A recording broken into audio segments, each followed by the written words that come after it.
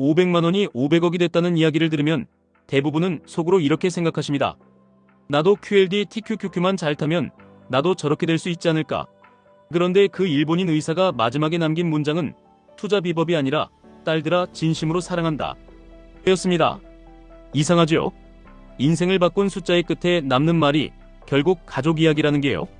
오늘은 그 이야기에서 진짜 건질 것만 꺼내서 QLD TQQQ를 들고 계신 분들이 당장 써먹을 수 있게 아주 현실적으로 연결해 드리겠습니다. 뜬구름 잡는 감동팔이 말고 계좌에 바로 꽂히는 방식으로요. 그 의사는 돈을 벌고 싶어서 의사가 됐습니다. 그런데 국가고시에서 한번 미끄러집니다. 그때 처음 시작한 주식이 새가 같은 종목이었습니다. 본인이 게이머였으니 제품을 알고 사람들의 심리를 알고 망한다는 공포로 주가가 박살났을 때 역으로 들어갑니다. 그게 한번 먹힙니다. 그런데 다시 내려오지요. 그때 깨닫습니다. 감으로는 오래 못 간다.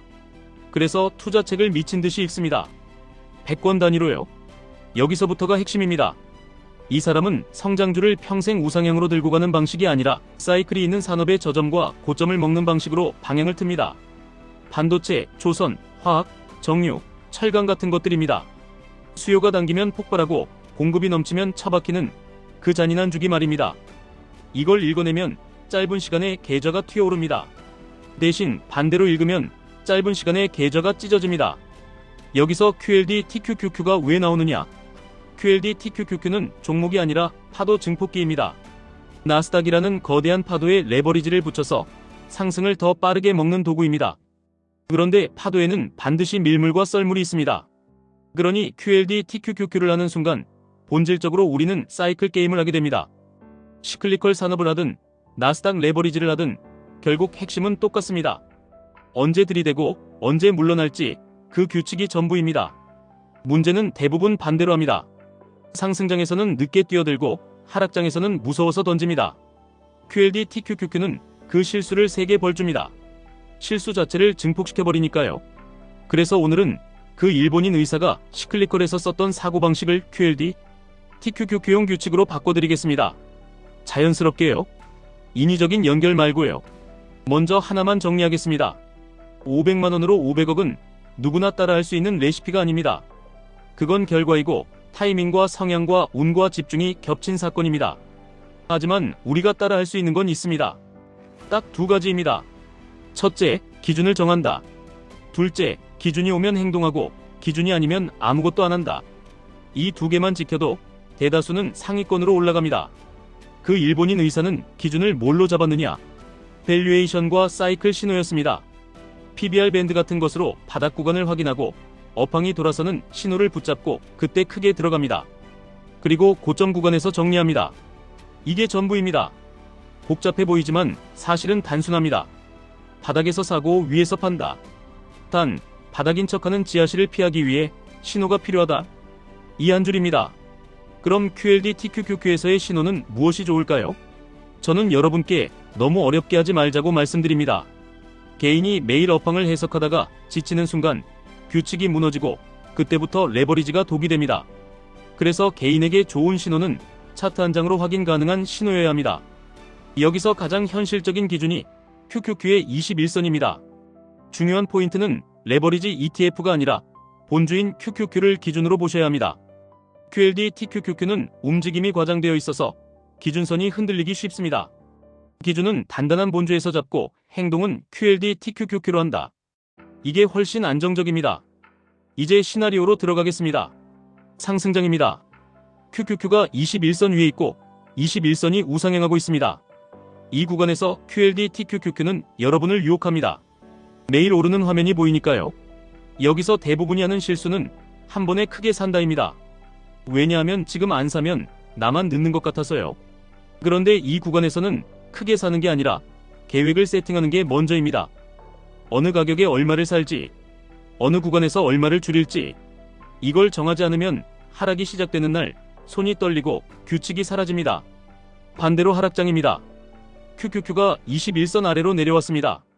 뉴스는 나쁘고 사람들은 공포를 말합니다. 이때가 레버리지의 진짜 전장입니다. 여기서 들어가느냐 못 들어가느냐가 성과를 가릅니다. 하지만 들어갈 때도 풀매수는 위험합니다.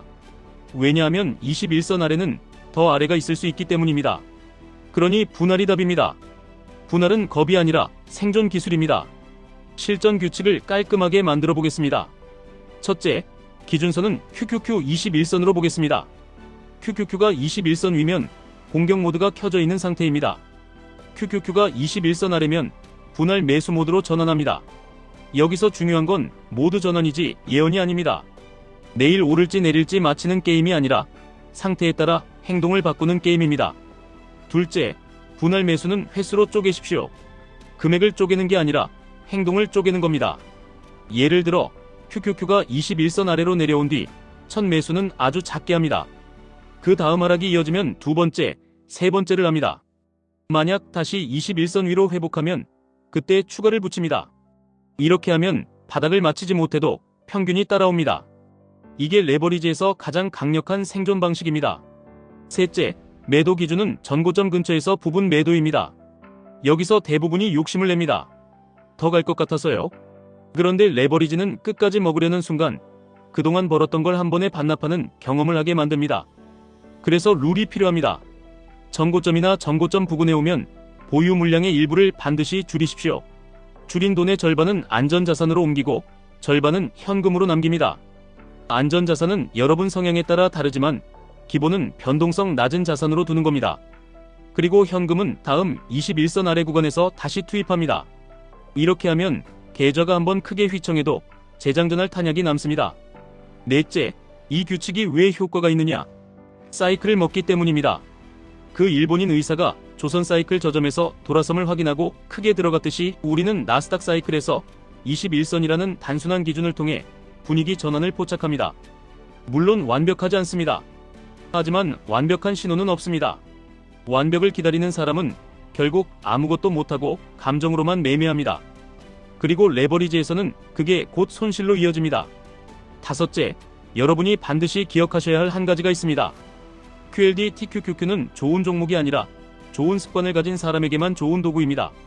습관이 나쁘면 도구가 여러분을 찢습니다. 그래서 습관을 강제하는 장치를 만드셔야 합니다. 장치는 딱 두 개면 됩니다. 매수는 자동화하고 매도는 규칙화하십시오. 자동화는 감정을 끊고 규칙화는 욕심을 끊습니다. 이제 더 현실적인 이야기를 해보겠습니다. 왜 사람들은 이런 규칙을 알면서도 못 지키느냐? 이유는 간단합니다. 우리는 돈을 벌고 싶어서 QLD TQQQ를 사지만 실제로는 감정을 사기 때문입니다. 상승장에서는 흥분을 사고 하락장에서는 공포를 삽니다. 이 감정 매수는 반드시 손절이나 물타기 같은 비정상 행동을 부릅니다. 그러니 여러분이 해야 할 일은 정보가 아니라 상태 관리입니다. 오늘 내 마음이 흥분인지 공포인지 그걸 먼저 확인하셔야 합니다. 여기서 그 일본인 의사의 인생 스토리가 단순한 성공담이 아니라 경고로 읽힙니다. 돈이 전부라고 믿어서 달렸고 실제로 돈을 만들었고 마지막에는 가족이 전부라고 적었습니다. 이것을 도덕 교과서로 읽을 필요는 없습니다. 투자자에게 이 문장은 이렇게 번역됩니다. 계좌의 목적이 선명해야 변동성을 견딘다. 목적이 없으면 변동성은 고통이 되고 고통은 결국 포기로 끝난다. 레버리지에서는 더 빠르게요. 그러면 이런 질문이 나옵니다. 결국 QLD TQQQ는 지금 사도 됩니까? 이렇게 묻는 순간 이미 위험합니다. 왜냐하면 타이밍을 맞추려는 질문이기 때문입니다. 타이밍 질문을 규칙 질문으로 바꾸셔야 합니다. 지금 사도 되나가 아니라 지금 내 규칙이 매수를 허용하는 구간인가? 이렇게 물어야 합니다. 규칙이 허용하면 작은 규모로 들어가고 규칙이 아니면 아무것도 하지 않는 게 정답입니다. 아무것도 안 하는 것도 행동입니다. 레버리지에서 가장 어려운 행동이기도 합니다. 또 이런 질문이 나옵니다. 하락이 더 오면 어떻게 합니까? 답은 정해져 있습니다. 분할을 더합니다. 단, 분할을 할 수 있는 자금이 있어야 합니다. 그래서 비중이 중요합니다. QLD TQQQ를 하면서 현금이 없으면 그건 투자라기보다 기도에 가깝습니다. 여러분은 투자자이셔야 합니다. 기도하는 사람이 되면 안 됩니다.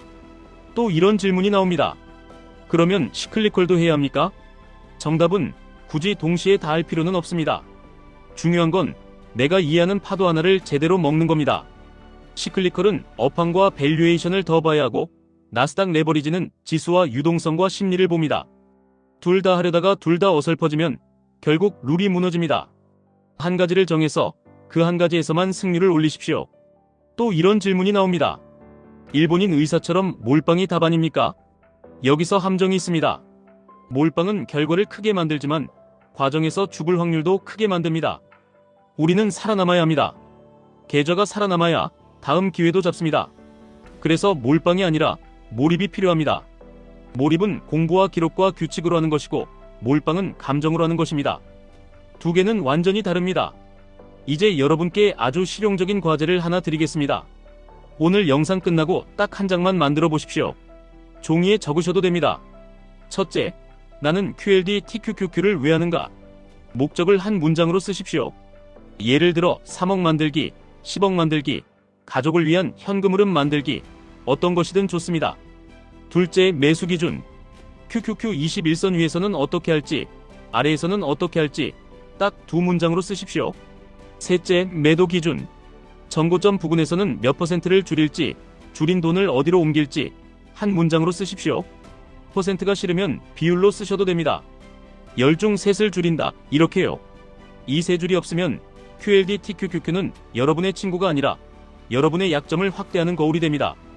마지막으로 오늘 이야기의 진짜 결론을 다시 꺼내겠습니다. 500억을 벌고 보니 보이는 것들, 그 끝이 딸들아 사랑한다 였습니다.